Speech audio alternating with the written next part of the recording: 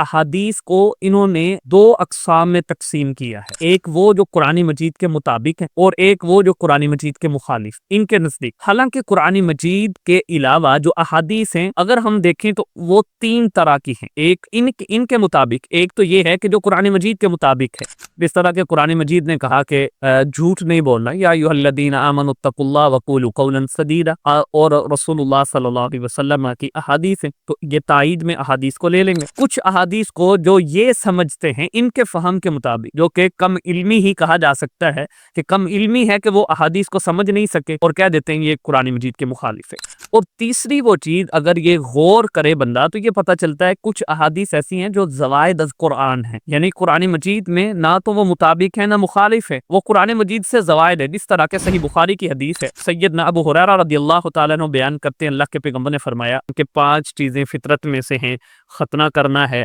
اسی طرح زیر ناف بال کاٹنا ہے، اور مونچھوں کو قلم کرنا ہے، یہ ساری چیزیں۔ اب یہ 5 چیزیں آپ صلی اللہ علیہ وسلم نے فرمایا یہ فطرت میں سے ہیں، حالانکہ قرآن مجید میں ختنے کا کوئی تذکرہ نہیں، قرآن مجید میں مونچھیں کاٹنے کا کوئی تذکرہ نہیں، تو یہ زوائد از قرآن۔ اور اسی طرح صحیح بخاری کے اندر ہی جو نماز جنازہ کے حوالے سے احادیث ہیں اور اس کے پڑھنے کا فرض کفایہ کہا جاتا ہے، آپ صلی اللہ علیہ وسلم نے خود نماز جنازہ پڑھایا بھی ہے اور اس کی طرف ترغیب بھی دی ہے کہ ایک قرات کے برابر، احد پہاڑ کے برابر ثواب ملتے ہیں، اور اگر بندہ دفنا کر کے پھر واپس آتے تو 2 قرات کے برابر ثواب ملتے۔ تو یہ وہ احادیث ہیں جو اس بات پہ دلالت کرتی ہیں کہ احادیث مبارکہ وہ قرآن سے زائد بھی ہیں۔